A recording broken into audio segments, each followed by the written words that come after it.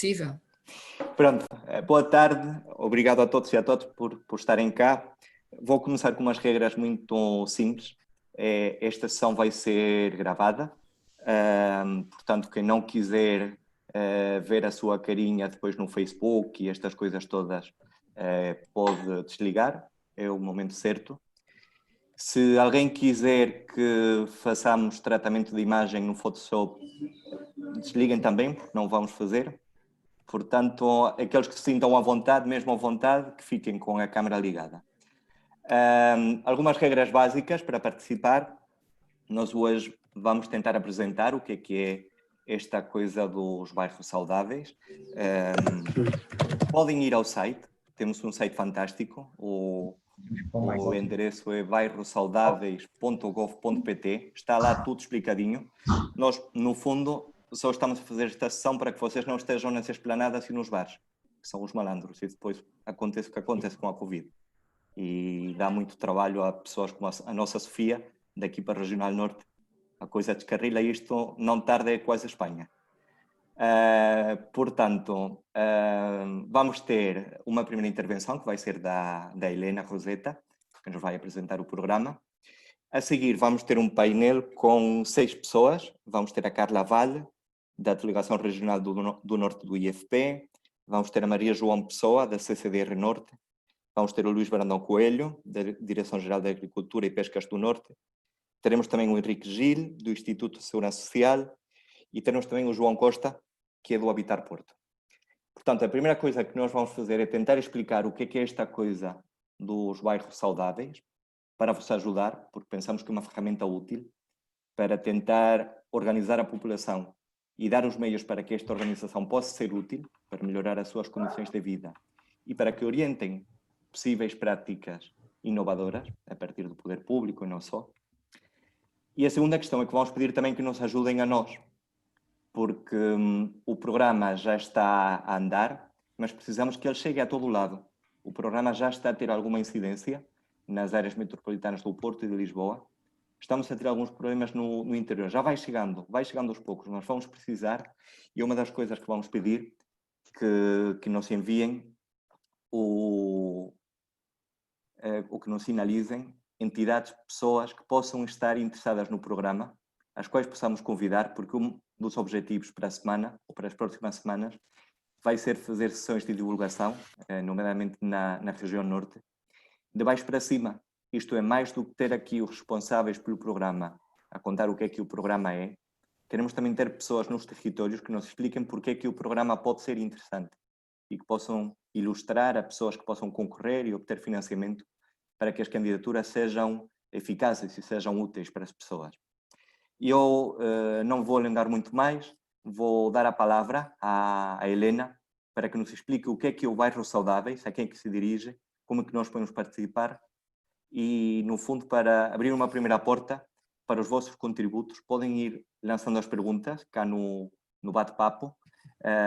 Também poderiam fazer no Facebook, mas acho que não está a ser transmitido via Facebook. Portanto, todas as pessoas que estiverem cá podem escrever os vossos comentários e depois a Helena e o resto de integrantes do painel irá responder as perguntas. E eu deixo já a Helena que avance com a sua apresentação. Muito bem, obrigada, Heitor. Eu vou compartilhar na tela um PowerPoint para todos vermos. Portanto, aqui começamos a compartilhar. É uma apresentação relativamente simples, mas que nos vai ajudar a perceber melhor o programa. Portanto, em primeiro lugar, queria dizer-vos que o programa tem um ciclo de uma série de etapas que são importantes e que é importante percebermos este ciclo. Portanto, o programa começa por ter uma fase de preparação, que já passou, foi no mês de verão, foi em agosto, julho e agosto, uma fase de divulgação e capacitação, que é onde estamos agora, agosto e setembro. Depois tem uma fase de apresentação de candidaturas, que nós prevemos conseguir fazer isto em outubro.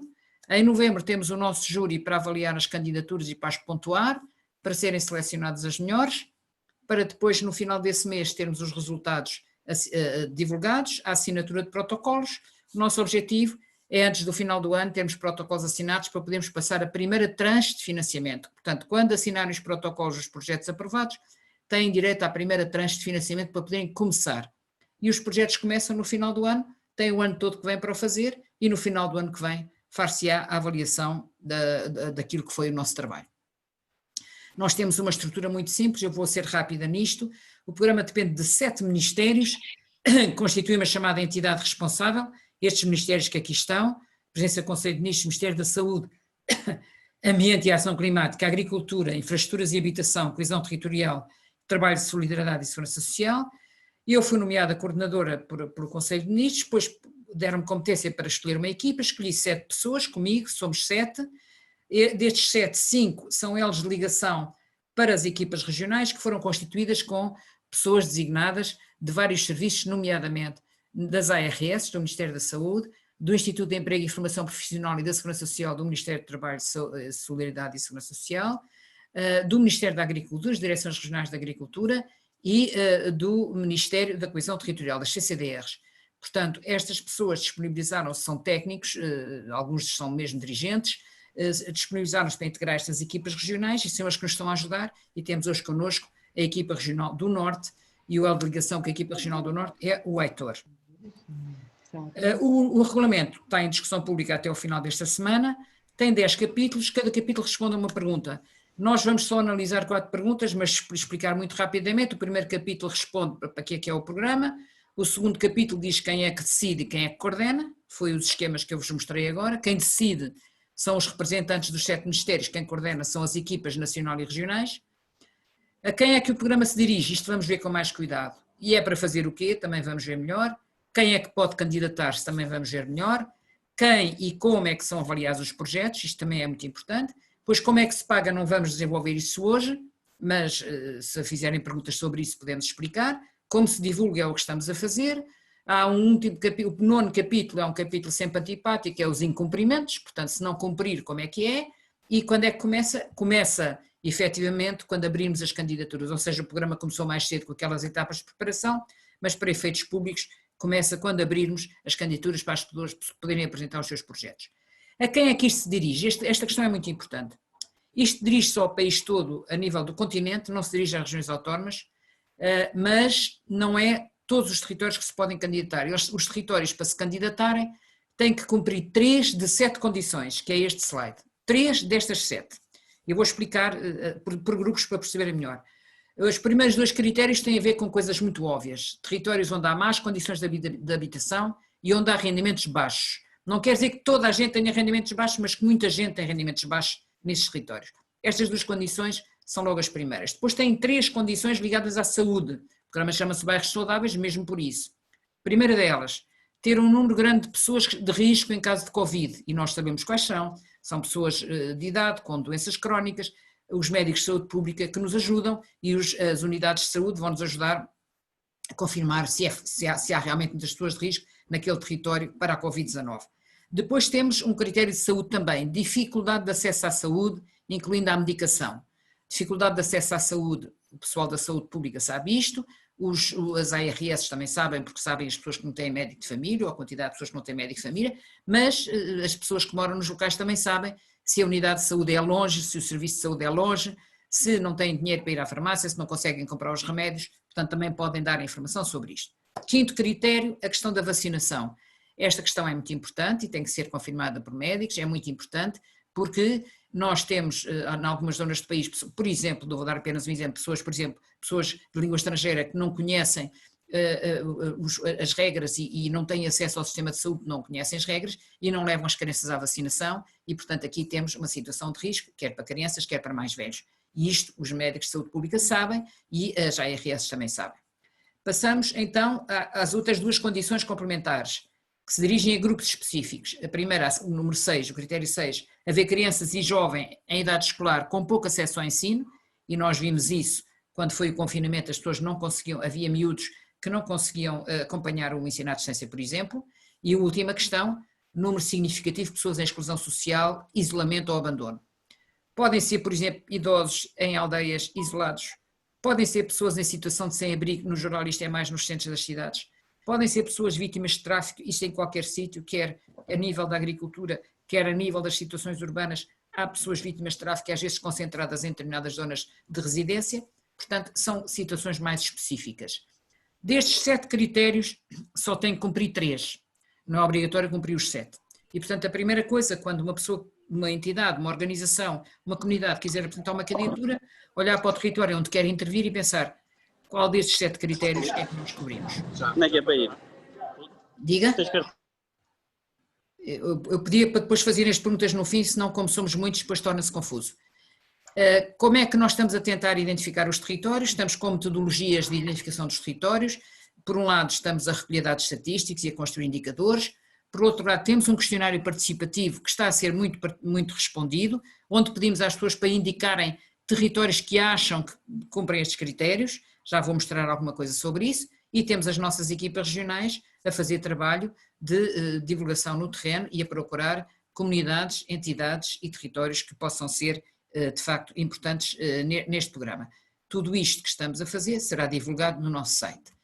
Neste momento, estes resultados que tenho aqui, esta imagem, ainda foi da primeira semana da consulta pública, apareciam aqui muitos pontinhos, eram pessoas a identificar territórios, cidadãos a responder ao questionário, identificar territórios, parece quase tudo só no litoral e até nas áreas metropolitanas. Esta semana este mapa já se ampliou, já temos no site o mapa mais atualizado, já estão a aparecer mais pontinhos em várias zonas do país, mas esperamos que até ao final desta semana que ainda haja mais cidadãos de várias zonas do país a localizarem territórios. Podem ser coisas muito pequeninas. Estou-me a lembrar de uma determinada cidade, não vou dizer qual, do norte do país, em Trás-os-Montes, onde há pequenos agrupamentos de ciganos precisamente no centro da cidade e que têm condições abaixo dos mínimos. Isso pode ser uma coisa pequenina, mas se tiverem conhecimento de situações dessas, não deixem de nos dizer para não passarem despercebidos. Quem é que pode candidatar-se? São as comunidades locais é que se candidatam. E como é que se candidatam? Tem que ter uma parceria territorial. Isto é muito importante. Ninguém se candidata sozinho. É uma regra básica deste programa. Ninguém se candidata sozinho. Portanto, tem que haver uma parceria com pelo menos 2 entidades. E essas entidades o que é que são? Pois podem ser associações, organizações de moradores, coletividades, organizações não governamentais, IPSS, cooperativas, até paróquias, outras entidades da economia social ou até grupos informais. Então, mas como é que isto se faz? Tem que haver pelo menos uma entidade promotora que tem que ter personalidade jurídica, uma conta bancária e os seus impostos em dia. E também não ter dívidas à segurança social. Essa entidade é que é promotora.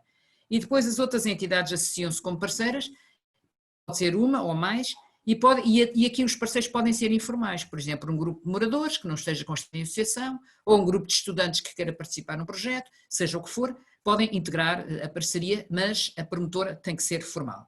E naturalmente os jovens, e por isso é que eu falei em estudantes, é muito importante para este programa, e se tivermos jovens a quererem entrar no programa, isso é extremamente valioso para todos nós. O que é que vamos fazer? Agora vou dar aqui uma data de exemplos. O regulamento dá exemplos do que é que se pode fazer e naturalmente as pessoas são criativas e podem até inventar outras coisas, mas estas são aqueles exemplos mais simples. Há 5 eixos. O primeiro eixo é o eixo da saúde, onde podem apresentar projetos, por exemplo, projetos para intervenções de promoção da saúde, prevenção da transmissão de doenças infecciosas e crónicas, nomeadamente divulgação e apoio ao cumprimento das normas e orientações da Direção-Geral de Segurança. Uma coisa é a Direção-Geral de Segurança emitir as suas normas, outra coisa é as pessoas lá nos seus territórios saberem que elas existem e terem conhecimento delas. Um segundo exemplo é apoiar a adaptação destas normas aos locais concretos. Há sítios onde as normas da Direção-Geral de Segurança não se aplicam diretamente, portanto é preciso haver um trabalho de adaptação e até explicação e até tradução. Volto a falar em comunidades estrangeiras que não conhecem e, portanto, se não houver uma tradução destas coisas, não percebem e não sabem. Um outro exemplo, a proteção de saúde e promoção de estilos de vida saudáveis, portanto, projetos na área do desporto ou na área da ocupação dos centros livres ou outras coisas desse género são importantes porque ajudam a promover a saúde das populações e também ações de resposta às necessidades locais com base nos planos locais de saúde. As vossas equipas regionais sabem, sobretudo a ARS sabe, que muitos municípios têm os seus planos locais de saúde com uma série de intervenções que deveriam ser feitas, muitas vezes não há financiamento para essas intervenções e este programa pode financiar essas intervenções. No eixo social, que é o segundo eixo, o que é que se pode fazer? Intervenções de coesão social e promoção da cidadania, que podem ser para faixas específicas, por exemplo, só para as mulheres, ou só para os jovens, ou só para os idosos, o que seja. Iniciativas sobre a parte da alimentação, qualidade e segurança alimentar, incluindo distribuição de bens alimentares a quem precisa. Iniciativas culturais, desportivas ou de relevância comunitária. Criação de redes de vizinhança ou de organizações de moradores para apoiar nas necessidades mais imediatas e relevantes. Ações de apoio ao processo educativo e formativo, quer para pessoas que estão em percurso escolar, quer para pessoas que já não estão em percurso escolar, mas podem fazer formação profissional. Apoio aos cidadãos para, isto é muito importante também, para resolução de situações em matéria de nacionalidade, regularização de documentação e acesso a cuidados de saúde. Isto são apenas exemplos, mas na área social há muitas coisas que se podem fazer. Na área económica, criação de emprego, o exemplo de desemprego que está aqui até é emprego social, mas pode ser outro qualquer, criação de emprego local, por exemplo na área social, como por exemplo apoio aos idosos isolados, ou empreendedorismo local, uma pequena empresa para colocar produtos no mercado, seja produtos de produção agrícola, seja serviços que as pessoas prestam e que se organizam para prestarem em conjunto, tudo isso pode ser emprego local. E o programa paga a criação de emprego local e paga salários para as pessoas que arrancam com estes processos poderem ter a possibilidade de levantar estas propostas. Pode ser integração em ações de formação profissional, com certificação das pessoas. Podem ser sistemas experimentais de produção, aquisição e troca de bens essenciais. Por exemplo, em alguns sítios têm estado a fazer caixas solidárias, as pessoas deixam lá uma coisa, uns deixam e outros levantam, e ninguém sabe quem deixou e quem levantou. Ou moedas locais também existem, ou bolsas de produtores locais, enfim, há muitas soluções possíveis. Recuperação de ofícios antigos ou criação de ofícios novos, e novas formas de cooperativismo. Tudo isto cabe no eixo económico. No eixo ambiental, intervenções para melhorar o espaço público ou o espaço comum. A diferença entre espaço público e espaço comum, o espaço público é a rua, enfim, o espaço que é de todos. O espaço comum tem a ver mais com os prédios, que é aquela zona, por exemplo, quando há um prédio com vários andares, as escadas, os elevadores é espaço comum e o que está em cada um dos andares é espaço privado. Muitas vezes, sobretudo, agora aqui isto aplica-se sobretudo aos bairros sociais, nos espaços comuns, nomeadamente de elevadores e escadas, há muitos estragos e não há quem faça manutenção, portanto isso pode ser uma intervenção possível. Intervenções para a melhoria das condições de ventilação e conforto térmico, isto parece uma coisa muito sofisticada, mas isto é da maior importância. Nós vimos que a Covid se propaga sobretudo quando não há condições de ventilação e nós sabemos que há situações de habitação em que as condições de ventilação e conforto térmico são muito baixas ou nenhumas, quer na habitação, quer nos espaços comunitários e, portanto, tudo o que se possa fazer aqui para melhorar, e há conhecimentos técnicos disponíveis para melhorar mesmo em condições precárias, é importante. Melhoria do acesso à água, saneamento, eletricidade e gás, quando ainda não existe, em condições seguras. Garantia de instalações e procedimentos adequados para cuidados de higiene. Eu recordo-me sempre de uma história que me contou uma Presidente da Câmara aqui da região norte, que andavam a fazer o levantamento das aldeias onde havia pessoas com casas muito antigas e em más condições, com poucas condições, e a Câmara queria instalar casas de banho nessa casa dessa senhora, uma senhora já muito idosa, e ela deu uma resposta terrível que me fez imensa impressão, e foi que virou-se para a Presidente da Câmara e disse: Senhora Presidente, não faça isso que já não é preciso, já não vale a pena. Nós não podemos aceitar estas respostas, vale sempre a pena, seja qual for a idade da pessoa, seja qual for a circunstância em que ela está, melhorarmos o seu acesso a cuidados de higiene. Também ações de melhoria da limpeza urbana, ações de educação ambiental ou soluções de mobilidade suave ou economia circular. Nós chamamos mobilidade suave é andar a pé, em primeiro lugar, ou de bicicleta, nas cidades também de trotineta, noutros sítios a trotineta é mais difícil, antigamente era a carroça ou o cavalo, mas tudo isto são mobilidades suaves que não gastam propriamente energias poluidoras. Economia circular é reciclar, ao fim e ao cabo este nome economia circular significa não deitar as coisas fora, as coisas que acabaram de ter um certo uso podem ser reformuladas para terem outros usos e para não gastarmos tantos recursos. Isto são apenas exemplos. No eixo urbanístico, o que é que podemos fazer? Intervenções no tecido construído, pode ser, por exemplo, remover materiais como amianto, ainda temos situações com amianto, às vezes até instalações de coletividades e tudo mais que ainda têm os seus telhados de amianto ou coisas semelhantes. O problema de escoamento dos gases tóxicos, isto é um problema que aparece muitas vezes, sobretudo com as lareiras, aí no norte, com as lareiras, o fumo das lareiras e o monóxido de carbono que as pessoas inalam com as lareiras acesas agora no inverno e depois morrem. Isto são situações complicadas e podem ser melhoradas se houver um escoamento do produto da combustão.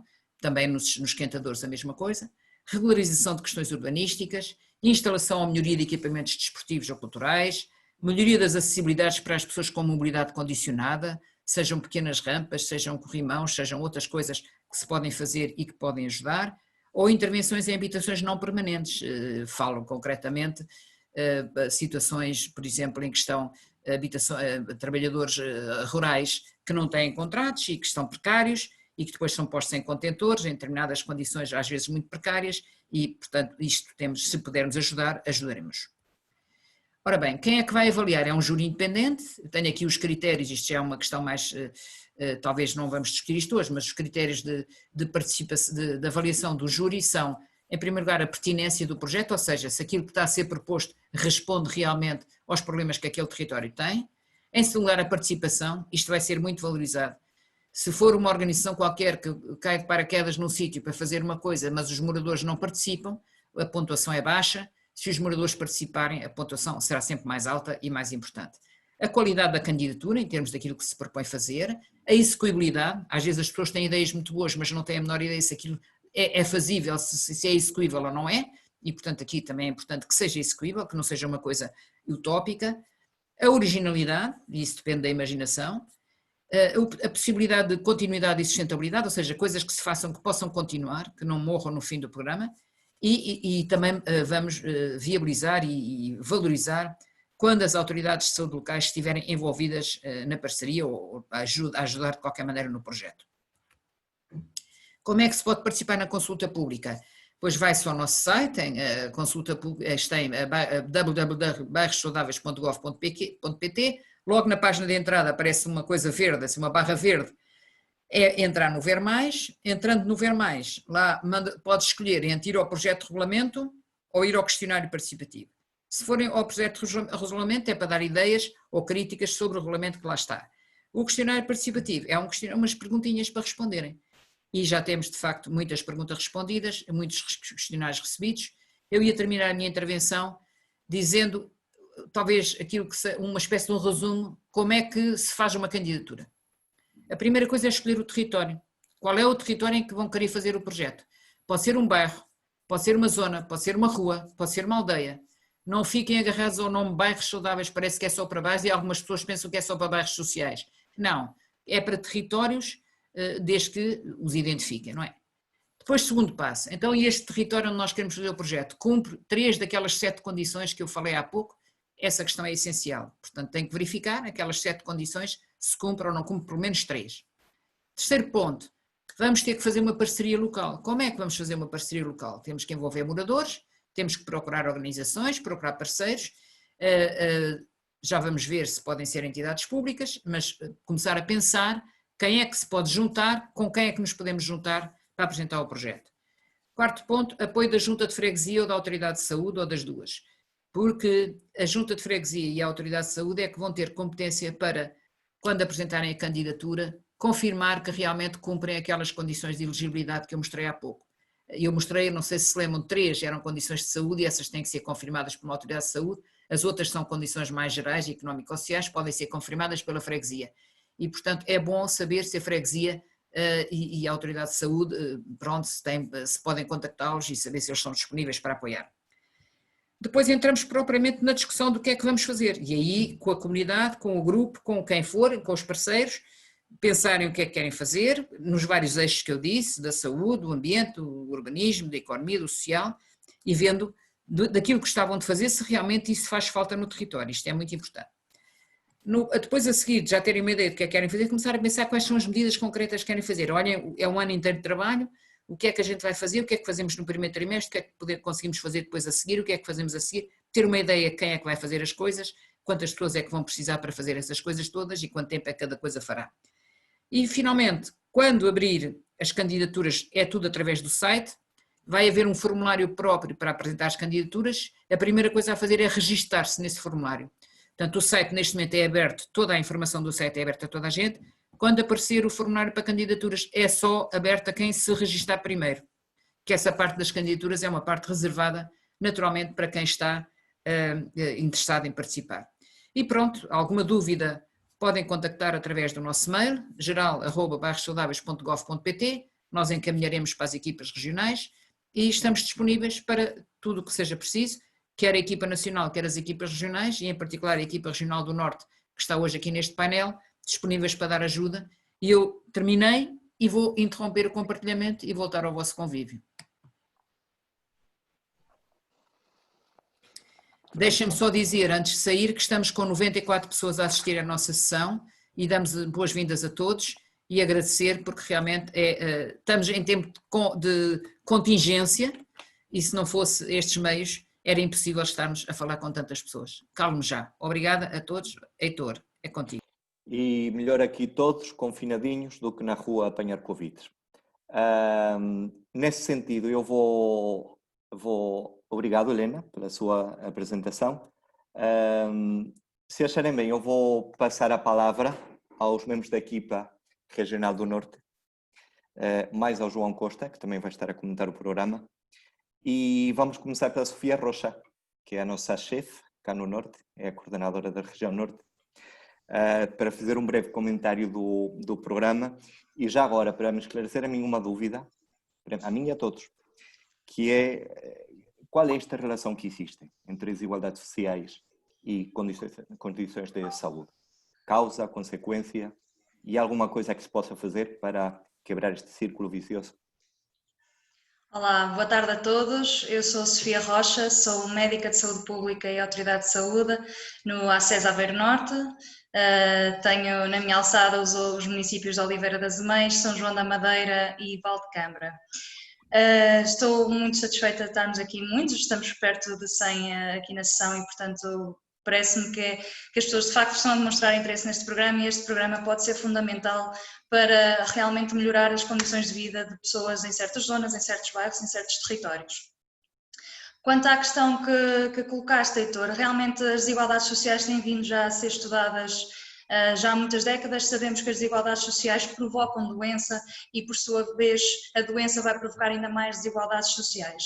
Portanto, a intervenção não é só necessariamente no eixo da saúde, mas sim, de facto, no eixo do local onde vivemos, onde trabalhamos, onde recebemos a nossa educação. Todas as intervenções nesse tipo de estruturas, seja, por exemplo, até eu ter mais espaços verdes onde caminhar, podem, de facto, reduzir portanto, os problemas de saúde e, portanto, aumentar os nossos níveis de saúde enquanto indivíduos e enquanto comunidades. E, portanto, este programa reveste-se de uma importância fundamental, de facto, para contribuir para a redução das desigualdades sociais em saúde, que não passam só, de facto, por aumentar o acesso à medicação, aumentar o acesso às unidades de saúde, passam também por criar melhores estruturas na nossa sociedade e nos nossos territórios. Não sei se queremos. Obrigada. Muito obrigado, Sofia.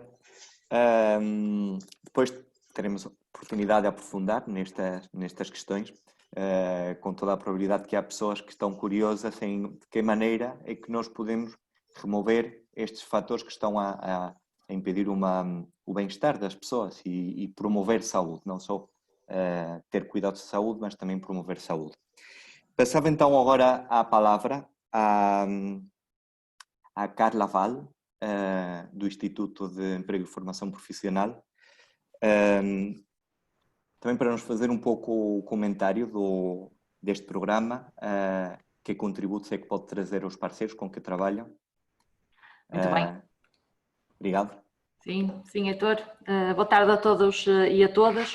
Bem, o programa Bairros Saudáveis é um programa que permite dar sequência e trabalhar e que o Instituto de Emprego e Formação Profissional possa trabalhar no âmbito da sua missão, que é promover o emprego, a empregabilidade e a qualificação dos cidadãos e cidadãs desempregados e ativos através das medidas ativas de emprego e das medidas ativas de formação.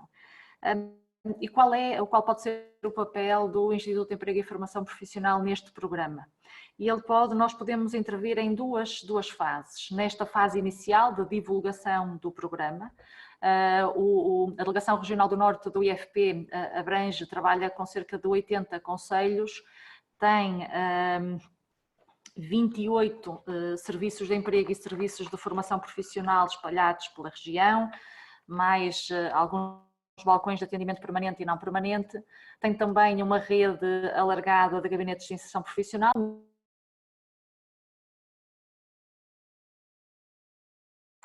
muitos deles instalados em municípios, juntas de freguesia, associações e PSS, em entidades várias e, portanto, toda esta rede de parceiros e de técnicos e de centros do IFP permite ter uma intervenção muito direcionada em cada um dos territórios e muito abrangente de cada um dos territórios.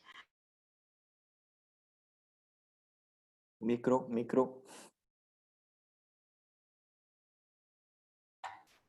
Eu não tenho estado a mexer, Heitor. É o Putin, já sabemos. Ele tem vontade própria aqui o meu Zoom.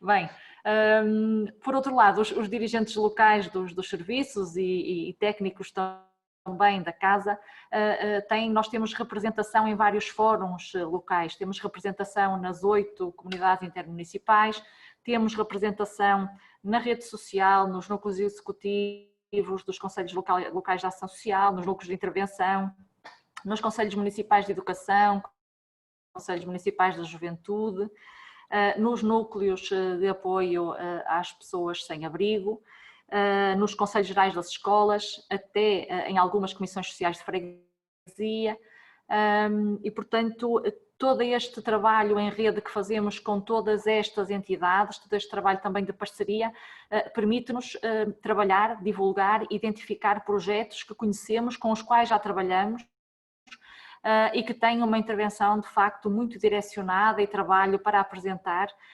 nos bairros e nas pessoas que moram nos bairros. E de facto nós tradicionalmente sabemos que as pessoas que moram nos bairros têm baixas qualificações, na sua grande maioria, baixos rendimentos, e é necessária uma intervenção mais direcionada, multidisciplinar, e estas equipas regionais mostram de facto a importância de cruzarmos várias áreas, a segurança social, a saúde, o emprego, a formação, e também de podermos trabalhar de forma muito próxima para permitir esta intervenção muito direcionada e que trabalha vários eixos, trabalharmos a saúde, a habitação, o emprego, o social, o económico, é muito importante para podermos dar uma resposta integrada a todos os cidadãos que moram nos bairros. Na segunda fase, podem contar com os centros de emprego e centros de formação profissional para a implementação destes projetos. Portanto, cada projeto que for apresentado e que for aprovado e que, independentemente dos eixos, implique o encaminhamento de moradores para ações de formação profissional, o encaminhamento para emprego, a capacitação, o encaminhamento para outras respostas, os nossos serviços estão e estarão sempre permanentemente disponíveis para trabalhar em colaboração com estes projetos. Obrigada. Muito obrigado, Carla. Estamos neste momento 91 pessoas nesta conversa. Se isto fosse um surto, amanhã éramos manchete da capa no New York Times. Muitas das pessoas que cá estão, com toda a probabilidade, serão pessoas como aquelas que estava a se referir, pessoas ou entidades que poderão apresentar candidaturas. Vou aproveitar para lançar já 2 perguntas que as pessoas já estão ativas, já estão a lançar perguntas. Temos aqui uma pergunta da Salomé Assunção a perguntar qual é a percentagem de financiamento, e outra da Ana Soto do Eceira, que pergunta qual é o limite orçamental das candidaturas. Há mais uma, da Paula Oliveira, chegou entretanto, isto está a começar a aquecer. Pergunta se as câmaras municipais podem ser entidades promotoras, se podem haver várias candidaturas por concelho, e acho que a Helena é a pessoa que eventualmente pode ir já dando algumas respostas a estas perguntas. Vou já começar por responder à Salomé Assunção. A percentagem de financiamento é 100%, Salomé, das despesas elegíveis. Portanto, quando fizerem a candidatura, há um quadrinho que vão ter que apresentar com o orçamento, que está, depois explica-se lá como é que preenche esse quadrinho, ele está pré-preenchido para facilitar a vida às pessoas, e nesse quadrinho podem apresentar despesas de salários, despesas de comunicação, despesas com aquisição de materiais, despesas com taxas municipais, despesas com alguma aquisição de serviços, e isso tudo é financiável a 100%, desde que não ultrapasse determinados limites. Por exemplo, salários, não vamos pagar salários como se pagam e assim na banca em Portugal, mas pagaríamos os salários de referência que nós teremos no nosso formulário. Portanto, isso é uma questão importante. Quanto à Ana de Soto perguntava, deixa cá ver, qual é o limite orçamental das candidaturas. Nós temos 3 tipos de candidaturas. Há candidaturas mais pequeninas, por exemplo, as associações juvenis, ainda ontem falámos com a Federação das Associações Juvenis, são as candidaturas que para muitas dessas associações são interessantes, são candidaturas até 5.000 euros só para fazer uma ação, pode ser, sei lá, uma ação de prevenção da Covid-19 num determinado território, com uma campanha de informação e com a distribuição de material de proteção, podem ser coisas desse género, e são coisas simples e pequenas, essas são as candidaturas pequeninas. Depois há candidaturas de serviços à comunidade, que é prestar um serviço à comunidade durante um ano. Suponhamos apoio aos idosos ou tomar conta das crianças quando saem da escola, seja o que for. Essas ações, projetos que sejam serviços à comunidade, podem ir até 25.000 euros ao longo do ano. Se for um projeto integrado com várias coisas, uma coisa num aspecto, noutro aspecto, com várias componentes, aí pode ir até aos 50.000 euros. Portanto, os projetos mais difíceis podem ir buscar mais dinheiro, os mais simplificados vão buscar menos dinheiro, mas todos eles são valiosos para nós. Portanto, isto é o que eu queria dizer em matéria de limites de financiamento, é o limite orçamental. Mas há outra coisa a dizer, Ana, que a Ana não perguntou, mas que pode ser interessante, então e se houver um outro projeto que esteja a correr naquele território e que nós achamos que podia ser, este projeto podia ser complementar desse, há problemas de acumular financiamentos? Não, é possível acumular financiamentos, é permitido acumular financiamentos. Os financiamentos não podem ser para pagar a mesma coisa.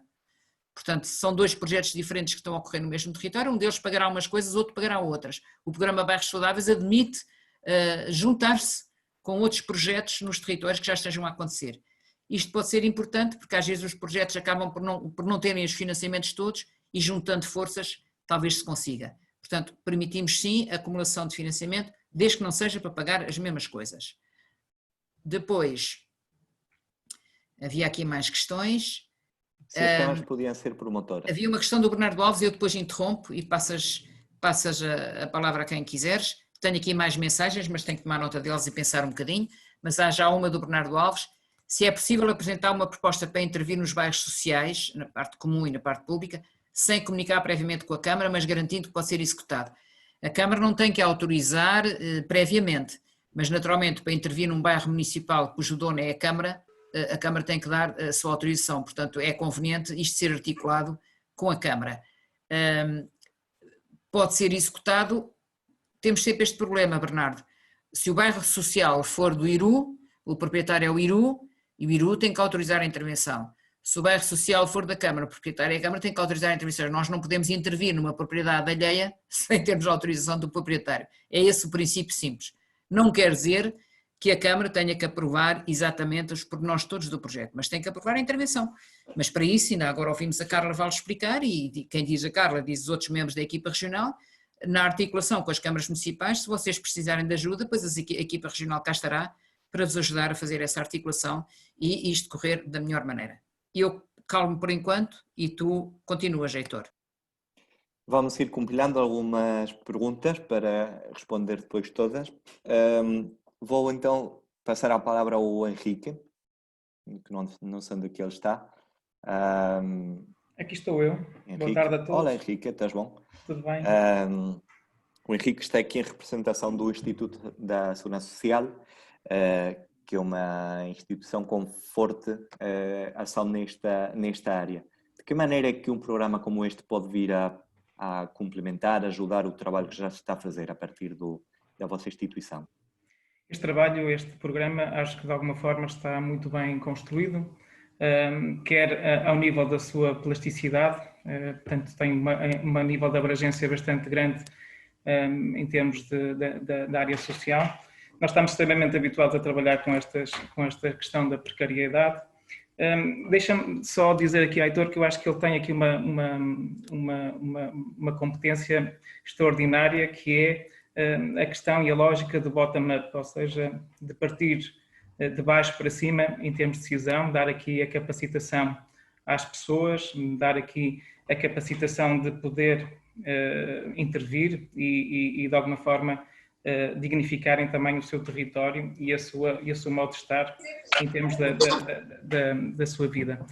Depois, para além disso, eu acho também que há uma questão que é interessantíssima para quem está a trabalhar no social, que geralmente os projetos têm sempre aquela dificuldade quando nós avançamos com um projeto, o projeto não é de imediato financiado, e acho que aqui tem esta mais-valia de o projeto na primeira parte logo que ele é de alguma forma validada a candidatura, vem também consigo um tranche. Acho que é uma mais-valia para quem trabalha também na área do social.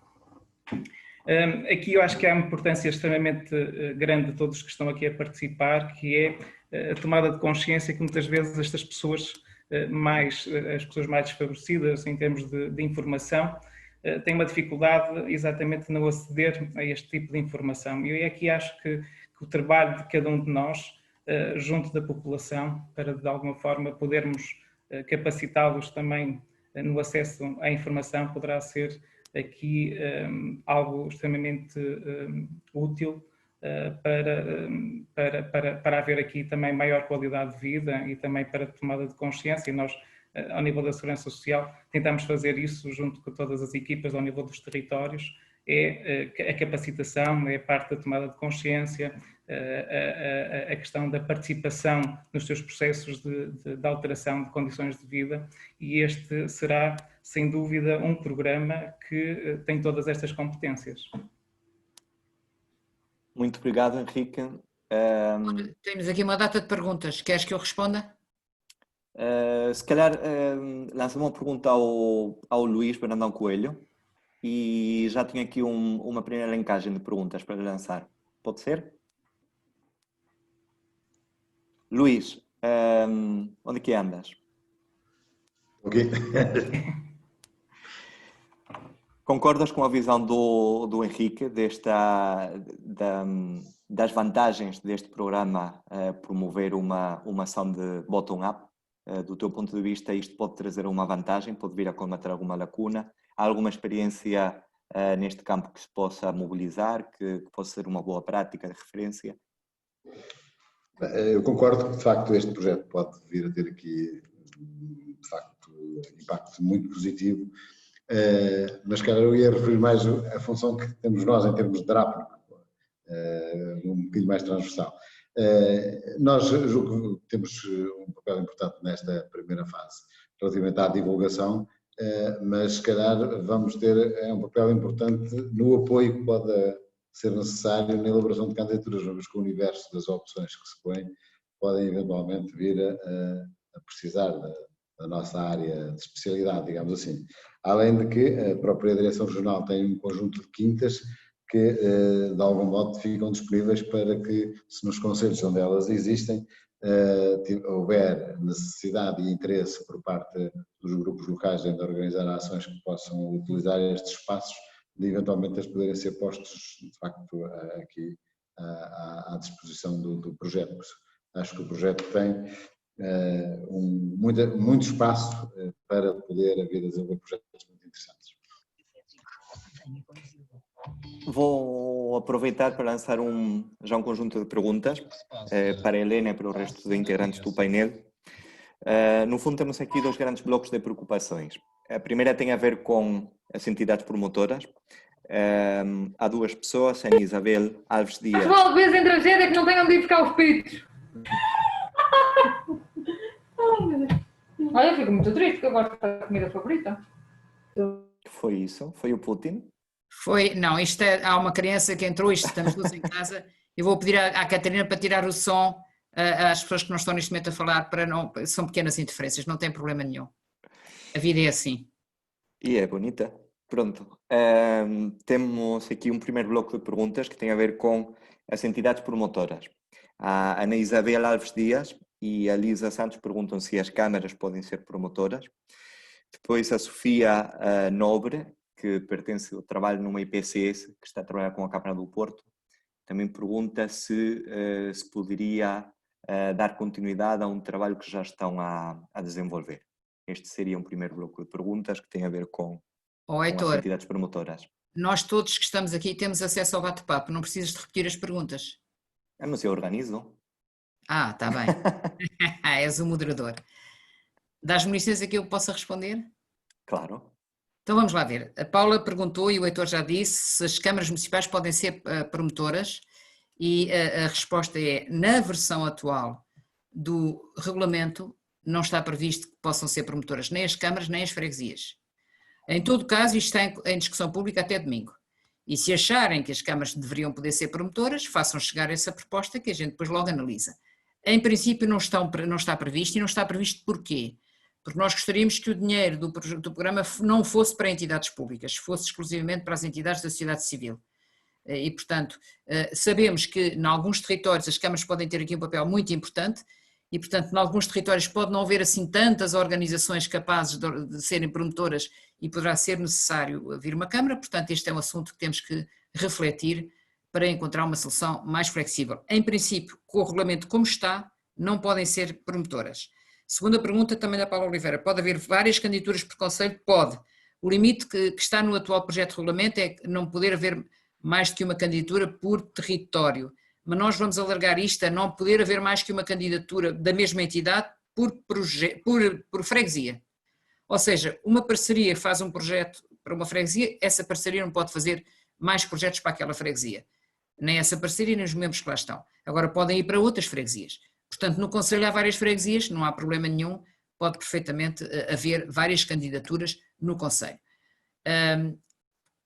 A pergunta, já respondi há bocado ao Bernardo, já respondi, agora o Tiago tinha aqui uma pergunta que era a questão do número significativo de pessoas em exclusão social, isolamento ou abandono.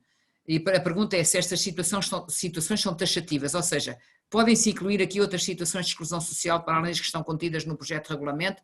Podem sempre. Nós dizemos sempre que isto é designadamente, e portanto o designadamente quer dizer que nós estamos no regulamento a dar este exemplo, mas desde que justifiquem que há outras situações em que as pessoas também estão em situação de exclusão, é perfeitamente aceitável e o júri depois irá apreciar isso. A Luísa Dias pergunta se uma candidatura pode abranger toda a população de um concelho. É mais difícil, Luísa, porque é difícil dizer que toda a população do concelho obedece a 3 daqueles 7 critérios, mas em princípio nada impede que isso aconteça. Se o território for o concelho todo, é o concelho todo, mas vejam primeiro se cumprem 3 daquelas 7 condições para o concelho todo, poderá ser difícil. A Ana Doiceira pergunta se a duração do projeto é 12 meses.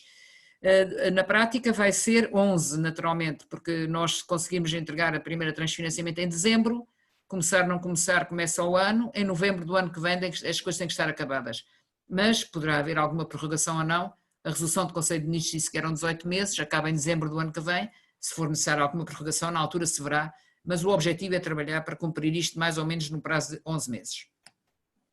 A Margarida Afonso pergunta se há alguma bonificação para criar empregos para desempregados. Não está previsto. Portanto, a criação de emprego não tem propriamente uma bonificação. O que nós pagamos é os salários, se os empregos forem criados diretamente pelo serviço que está a ser criado, nós financiamos essa criação de emprego. Se for a criação de emprego por via de uma empresa, de uma startup, ou que seja, os custos dessa criação de emprego nós pagamos, mas depois chega ao fim do programa e acaba. Portanto, tem que se ver como é que estas coisas depois se articulam. A Sofia Nobre fazia aqui uma pergunta, faço parte de uma associação, mas isto ficou cortado. E, já cá está. A Sofia Nobre pergunta se faz parte de uma associação que já tem uma parceria com a Câmara do Porto e com uma IPSS. Esse projeto já decorre desde 2015, mas queremos mantê-lo ativo. Posso candidatar-me? Sofia, agora tem que se ver se esse projeto já está financiado, se não está financiado, se é para continuar um projeto que já foi financiado. Isso agora vocês têm que olhar para isto, porque para se candidatar tem que ter uma parceria nas condições que lá estão previstas no regulamento, ou seja, uma entidade promotora e uma ou mais entidades parceiras, e portanto, sem saber qual é o projeto e as condições dele não consigo responder, mas vocês procurem ver as exigências do programa e ver se encaixam aquilo que pretendem. Por outro lado,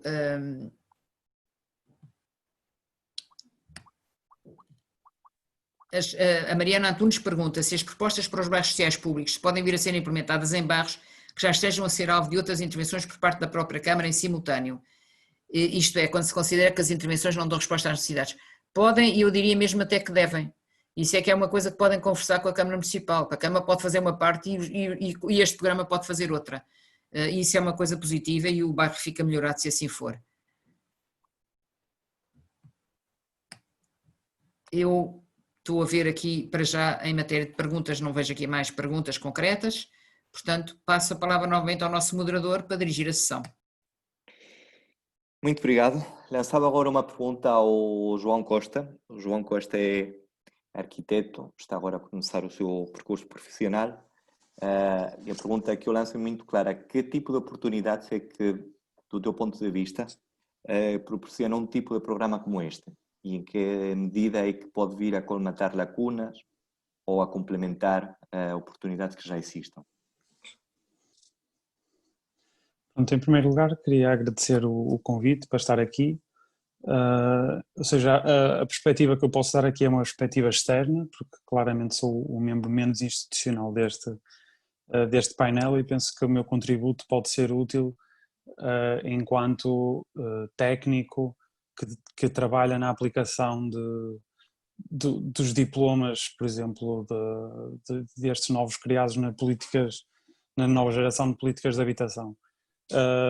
Penso que muitas vezes, quando estamos a tentar tornar algumas destas coisas reais, a realidade e os diplomas nem sempre falam da mesma coisa, e por isso penso que a parte da participação e este enfoque muito forte dado à organização das populações e à sua capacitação pode ser mesmo que seja uma plataforma de alavancagem para, como é que eu vou dizer, a criação de uma base social que apoie novas e melhores políticas no futuro, mesmo que seja só por isso, acho que já é um ponto-chave. Por isso acho que a minha perspectiva vai um bocado nesse sentido pode ser uma base para a criação deste maior envolvimento e deste maior alcance das políticas públicas. Portanto, não sei se... Muito obrigado, João. Foste muito, muito claro. Passava a palavra a, se não estou em erro, já a estas horas a cabeça não funciona muito bem, ao último elemento do nosso painel, a Maria João Pessoa, da CCDR Norte. Maria João, do teu ponto de vista, que contributos é que isto traz para o território e como é que a gente consegue levar este programa ao território todo? Boa tarde a todos e a todas. De facto, gostaria de pegar nesta última ideia que o João partilhou agora, que é muito importante e que eu gostaria de chamar a atenção para esta participação, este espírito de equipa e esta comunhão de interesses e conseguirmos congregar aqui neste espaço um grupo tão abrangente de instituições e de pessoas interessadas nesta área. Deste programa, eu acho que gostaria de salientar 3 pontos que eu acho muito relevantes. Estamos todos muito empenhados em realmente promover o envolvimento de todos, em procurar identificar estes territórios vulneráveis para cumprir e chegar aos objetivos do programa, para identificar territórios que necessitem de apoio e de colaboração na promoção das condições de saúde, do bem-estar e da qualidade de vida das populações, particularmente nesta fase de pandemia de Covid. É um desafio grande, acho que a sessão de hoje dá-nos estímulo e torna-se inspiradora, porque é uma visão muito regional e estamos aqui muitos. Estamos, no âmbito da CCDR, estamos todos bastante empenhados nesta participação e temos feito alguns contactos, nomeadamente com as comunidades intermunicipais, estão aqui algumas hoje presentes, e eventualmente estamos disponíveis também todos para novas sessões mais locais, em grupos ou ainda a combinar em breve. Gostaria também de chamar a atenção para a importância da plataforma. A arquiteta Helena Roseta já fez uma apresentação, é convidar todos a explorar a plataforma, que é muito amigável e tem lá toda a informação relevante. Nós já andamos aqui, como foi dito há algum tempo, envolvidos nesta matéria, neste programa, mas para muitas pessoas, se calhar ainda há pouco tempo, precisam de mergulhar um bocadinho mais nestas propostas que estão aqui hoje e que têm um cronograma muito ambicioso e muito exigente e, portanto, obriga a que todos estejamos muito empenhados e muito alinhados para que se consigam bons resultados, que se identifiquem bons projetos e que estamos todos disponíveis para colaborar para que se alcancem boas candidaturas. esta questão da região, eu penso que sim, que a região está aqui muito bem representada e com esta disponibilidade de eventualmente se promoverem novas sessões, eventualmente conseguiremos chegar a mais territórios e a mais comunidades. Obrigada. Não sei se respondi, Heitor. Muitíssimo bem. Se quiserem, estou a vir aqui. Temos ainda uma outra pergunta para responder, Heitor. Temos aqui uma pergunta. Entidades religiosas podem apresentar um projeto social que envolva a comunidade? Que eu responda? Sim. Pois podem, sim, senhor. Então as entidades religiosas também são, se encaixam na categoria de sociedade não propriamente pública, portanto civil, podem, mas têm que envolver a comunidade e a parceria, portanto não há qualquer dificuldade. Paróquias ou entidades religiosas não há qualquer problema nesse aspecto. Há aqui uma pergunta também que é feita, que é interessante, e que é a seguinte, é da Sandra Marcelino. Os CLDS, que eram os Contratos Locais de Desenvolvimento Social, foram todos desafiados a participar, eram e são.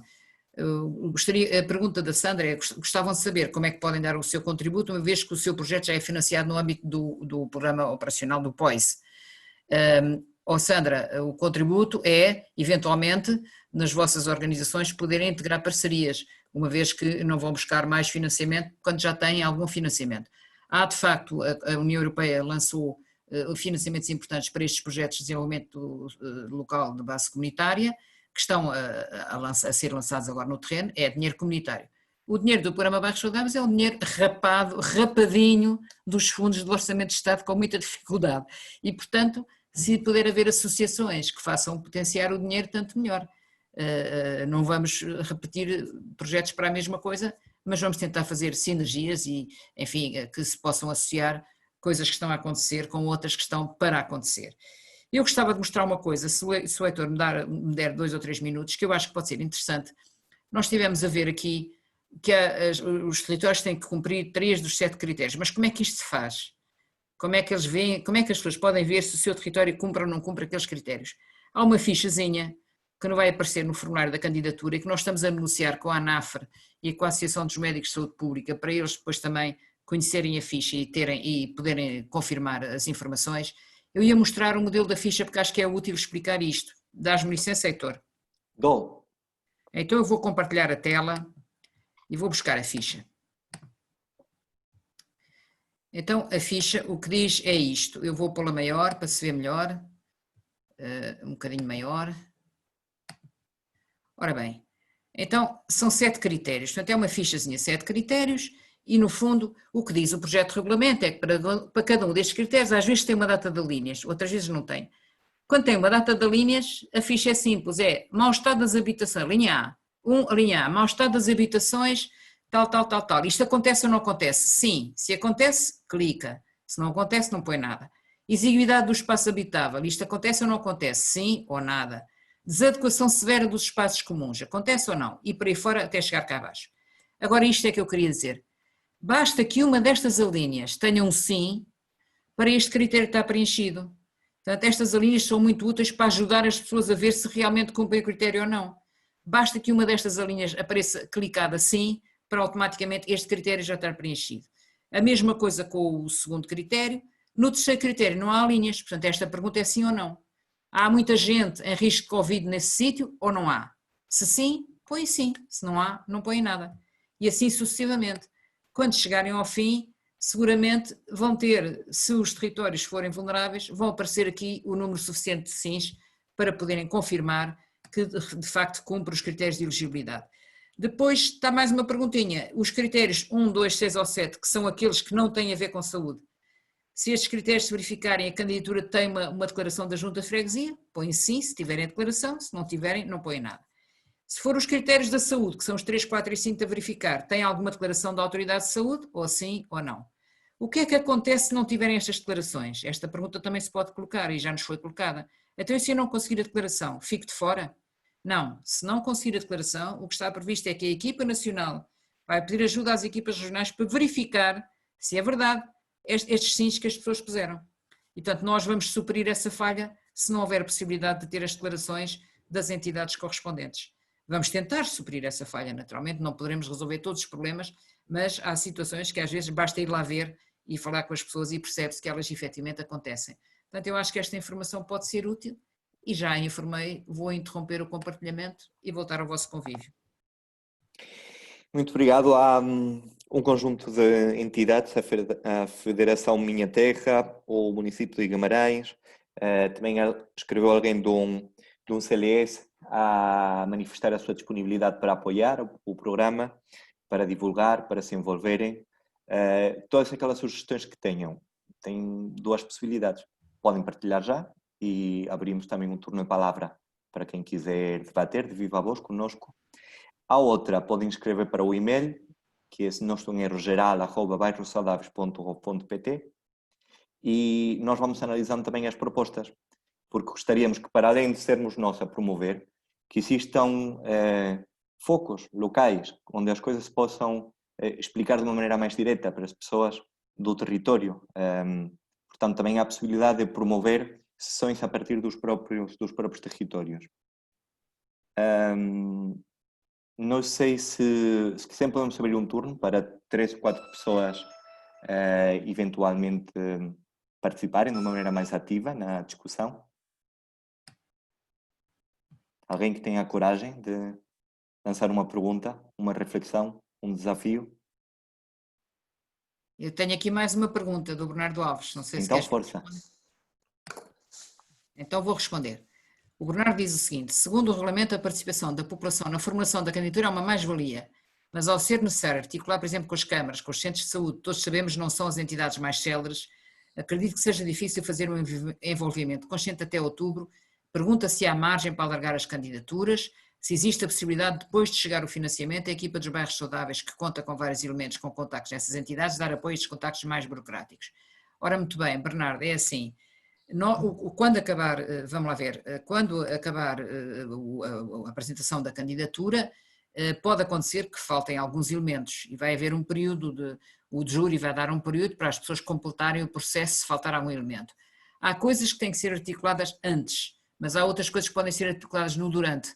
Por exemplo, se for, como há pouco perguntava, uma intervenção num bairro municipal, não tem escrito nenhum documento da autarquia a dizer que concorda e que aprova aquela intervenção, mas isso pode ser feito no durante, conforme o Bernardo aqui pergunta, ou seja, se o projeto for financiado, simplesmente o que acontece é, se não tiver essa informação à partida a dizer que em princípio a Câmara está de acordo, se não tivermos essa informação, o júri, quando for verificar e pontuar a candidatura, há lá um critério que diz execuibilidade e pode dar aqui uma pontuaçãozita mais baixa, porque falta aqui um elemento que é muito importante, porque se a Câmara não autorizar, não se pode fazer. Portanto, tenham em conta estes vários aspectos. Isto é um programa bastante aberto, mas está em competição com outros, não é? Está em competição com outros, portanto, o melhor relacionamento possível é o ideal. Se puder ser feito antes, é o ideal, se não puder, é feito depois. Esse envolvimento pode ser posterior, com toda a certeza vai ter que ser posterior, Bernardo. Durante a execução de projetos, mesmo que tenha havido inicialmente os apoios todos necessários, durante a execução de projetos vai aparecer muitas dúvidas, vai aparecer dificuldades, vai aparecer situações. Vai haver casos, por exemplo, que não se previu que era preciso pagar uma taxa à freguesia ou à Câmara para fazer uma coisa qualquer, mas o programa pode resolver isso. E isso, durante a execução, vamos ter que ter estes contactos articulados para que as coisas corram bem. Porque, evidentemente, as autarquias são responsáveis nos seus territórios e nós não nos podemos pôr a fazer coisas completamente à margem das autarquias que não dariam bom resultado e algumas delas nem sequer são possíveis, porque a lei exige a aprovação da autarquia.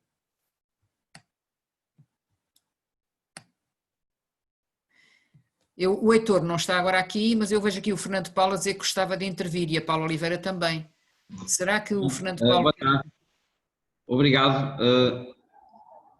Queria apenas dirigir uma saudação à senhora arquiteta Helena Roseta e saudar esta iniciativa que consideramos da maior importância. Já a promovemos por toda a rede social e pelas várias instituições da cidade do Porto, e dizer que o município está disponível para ajudar, de facto, a levar esta mensagem e a ajudar a capacitar e a qualificar as várias instituições para instruírem um processo de candidatura que achamos que poderá constituir uma excelente oportunidade para que a cidade seja mais coesa e, sobretudo, também nos territórios com maior vulnerabilidade.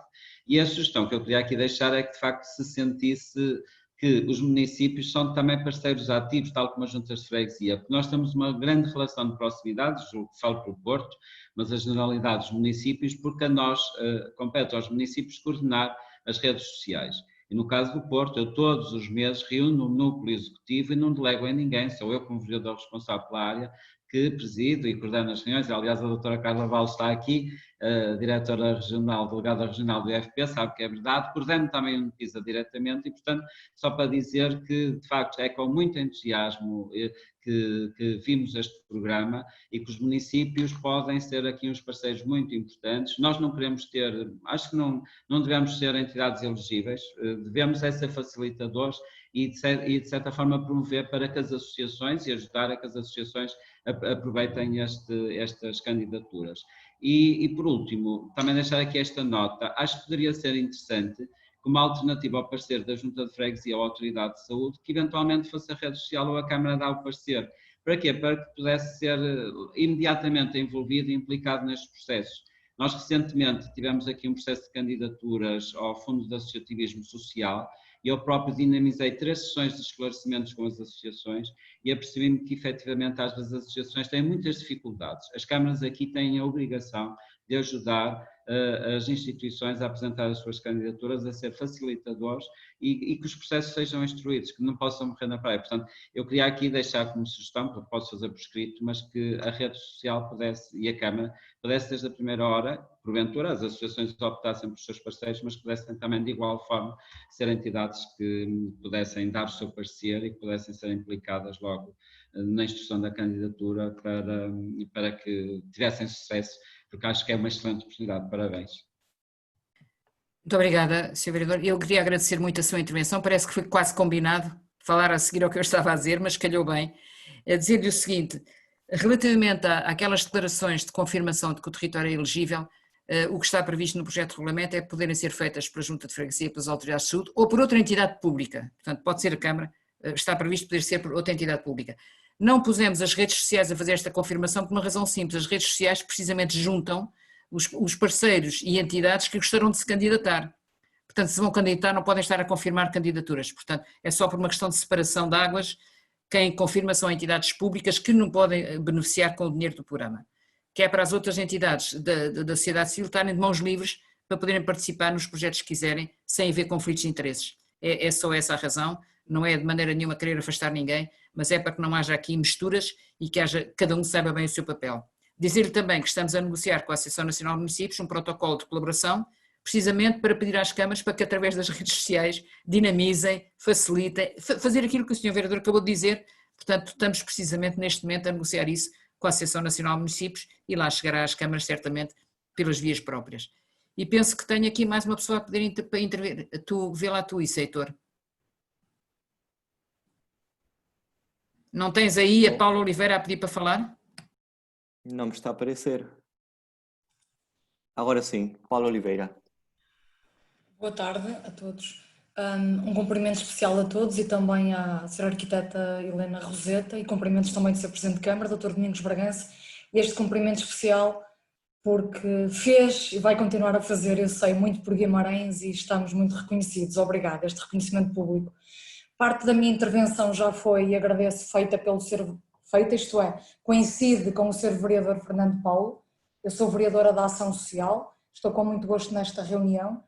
O projeto Bairros Saudáveis, e parabéns pelo programa e também por esta sessão, porque é um projeto, como já foi dito, transversal, ou seja, já estava aqui a pensar e a pensar alto, amanhã já, além de partilhar este fórum com o Sr. Presidente de Câmara, mas com todos os vereadores com pelouros, no sentido de divulgarem junto associações juvenis, já o fizemos pela rede social de Guimarães também, e portanto também a disponibilizar não só os meios para ações presenciais com as devidas normas de segurança, temos condições para o fazer, mas também sermos facilitadores e ajudar as entidades que possam não ter meios para fazer as suas candidaturas. Portanto, estou-me a repetir, mas era a minha intenção esta disponibilidade de acordo com o que disse o Sr. Vereador.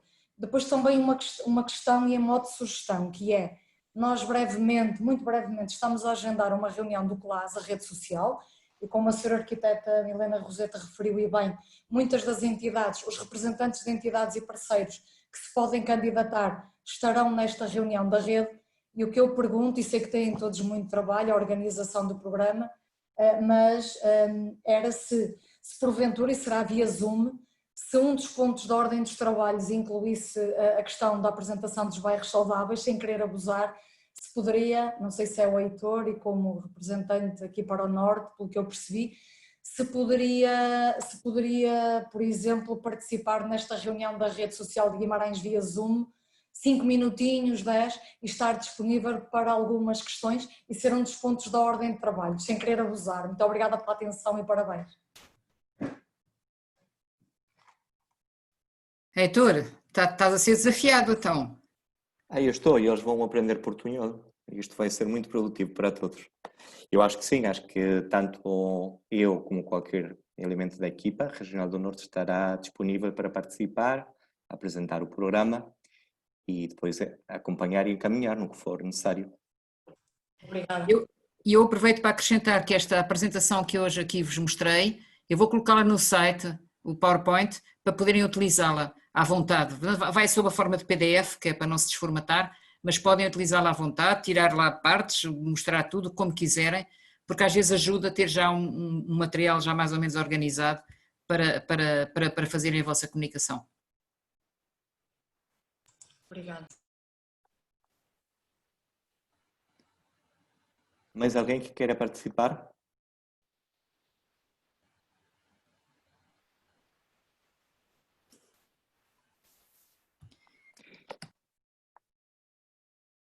Elementos da equipa regional, alguma coisa que tenha ficado por dizer ou que possa ir ao encontro daquilo que foi dito pelos colegas?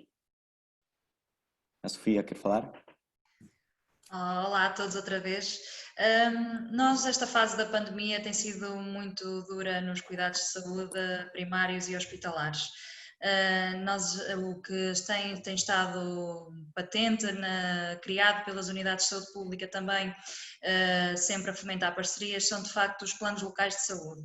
Nós temos os planos locais de saúde da fonte, ou seja, cuja criação, cuja produção é de facto a saúde, portanto com sede na unidade de saúde pública dos agrupamentos de centros de saúde, e também de facto aos planos municipais de saúde das respectivas câmaras, portanto podemos ter em simultâneo dois planos.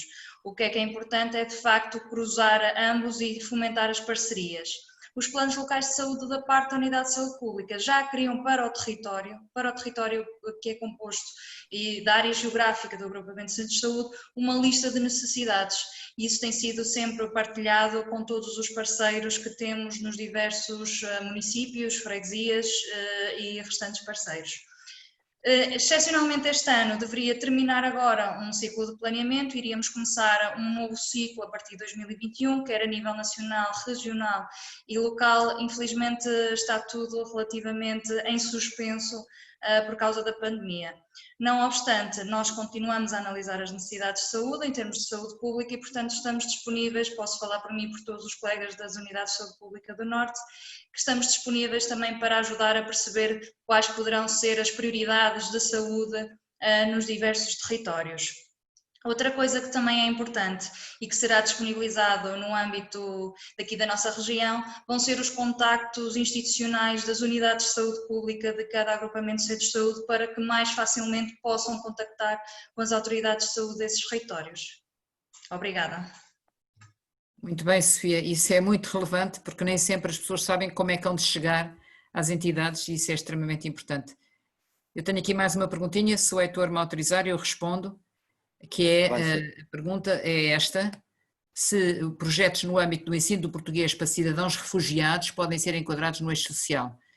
Podem claramente ser enquadrados no eixo social, resta saber se o território vai ser uma determinada freguesia onde eles estão todos ou um sítio onde estejam todos juntos, enfim, tem que identificar o território, não pode ser um ensino de português em geral para o país todo, cidadãos refugiados, portanto o problema vai ser com quem é que vão trabalhar exatamente e como é que chegam a estes cidadãos refugiados. há associações que trabalham com estes cidadãos refugiados, há mesmo associações já deles próprios e, portanto, poderá ser aqui uma coisa importante e, pelo nosso lado, se o Ernesto precisar de mais informação, nós conseguimos, através da Secretaria de Estado das Migrações, conseguimos ter informação sobre como chegar a estes grupos de cidadãos.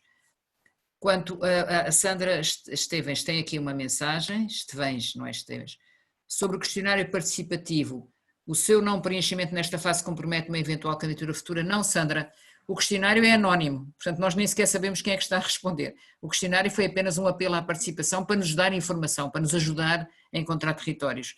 Portanto, isso nada tem a ver com a candidatura futura. Lembra-se, é que a candidatura tem que ser uma parceria, portanto tem que escolher um território e ter pelo menos 2 entidades. Uma pessoa sozinha não se pode candidatar. Isto é muito importante lembrar isto. Já tenho recebido perguntas a perguntar, uma pessoa a dizer, bom, eu estou desempregado, eu posso me candidatar? Não pode, tem que encontrar uma parceria, tem que encontrar um grupo, tem que se integrar num projeto. O programa tem esta obrigatoriedade de ser, enfim, de juntar pessoas, não poder ser uma coisa de cada um. Quanto às IPSS, Paula, sem nenhuma dúvida, as IPSS podem candidatar-se, aliás, muitas delas vão ser mesmo grandes pilares deste programa, porque já têm uma grande experiência de trabalho na área social e podem dar aqui um apoio importante. Mas não se esqueçam que é muito importante envolver também os moradores dos territórios, não é só as instituições, é também os moradores. Portanto, é preciso, as candidaturas em que houver um envolvimento dos moradores são valorizadas, mesmo que não haja uma associação de moradores constituída, seja o que for, mas que haja um grupo de moradores, pelo menos como parceiro informal, tentem ter sempre um grupo de moradores daquele território, porque isso vai valorizar as candidaturas, nem que seja um grupo informal. Alguns líderes da comunidade ou pessoas que queiram lá na comunidade envolver-se no projeto, é muito importante que apareçam e que não seja só um projeto de organizações, mas seja um projeto também das próprias pessoas a quem o programa se dirige. Eu neste momento não tenho mais perguntas, Heitor, vou-me calar. Também não há mais perguntas no bate-papo. Não sei se alguém quer fazer alguma pergunta espontânea, algum esclarecimento espontâneo, ou se acham que ficamos por aqui. Eu queria só informar que isto foi gravado, está a ser transmitido agora no Zoom. Nós vamos pôr a gravação no Facebook. Hoje não conseguimos ter isto transmitido em direto no Facebook, mas vamos pôr a gravação no Facebook, portanto podem lá ir.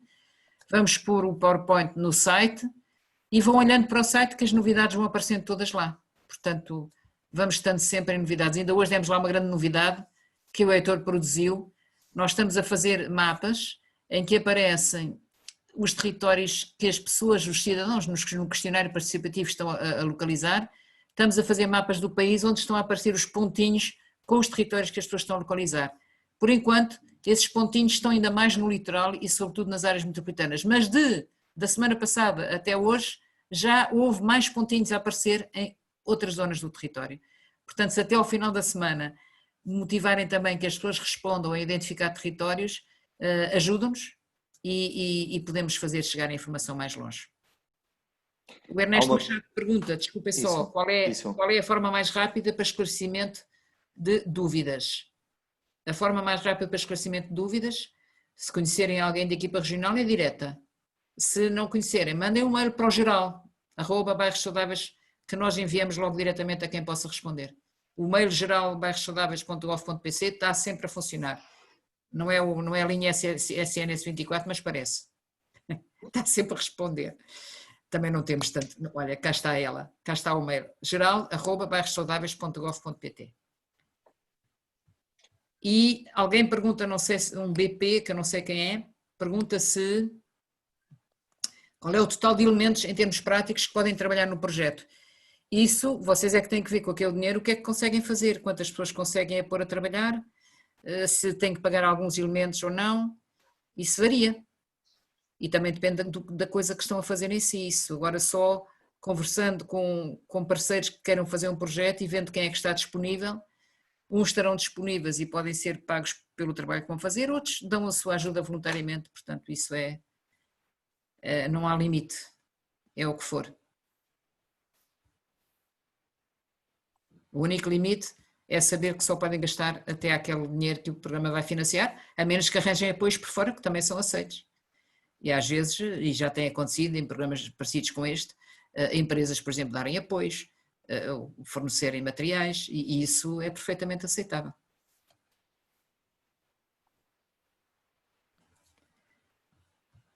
Muito bem, damos então por encerrada a sessão. Muito obrigado a todos, já estão os canais abertos.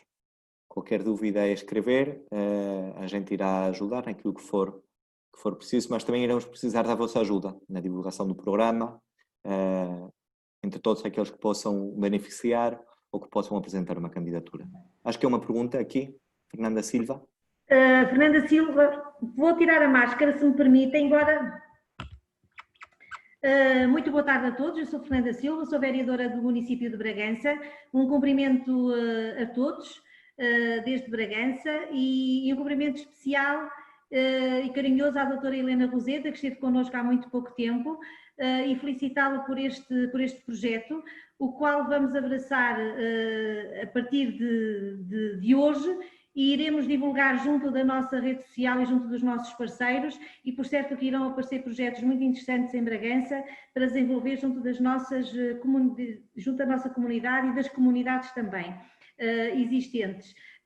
Num território do interior, um território envelhecido, como sabem, e que nós tentamos de facto combater com muito trabalho e com trabalho em rede e colaborativo e articulado com os parceiros, as dificuldades que vamos sentindo no terreno e neste período de pandemia que estamos a viver e neste contexto de forma muito próxima e muito efetiva realmente. Desejar a todos um excelente trabalho, muita saúde e que nos reencontremos em breve noutros contextos e com este ar saudável com que todos estamos. Muito obrigada e um excelente trabalho para todos e para o Heitor também.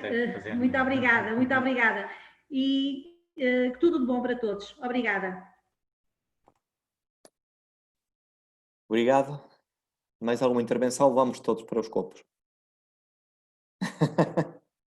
Não, brincadeira, Sofia. Bem, então vamos todos preparar o jantar, que já está na hora, e aguardamos os vossos contributos, as vossas dúvidas e as vossas candidaturas. Muito obrigado a todos. Deixa-me também despedir-me de toda a gente, alguns que voltei a ver que já não vi há uns tempos. Bom trabalho, boa onda, que é o que estou a sentir neste programa, boa onda e vamos a isto. Obrigada. Boa tarde a todos. Obrigada. Boa tarde. Boa tarde. Boa tarde.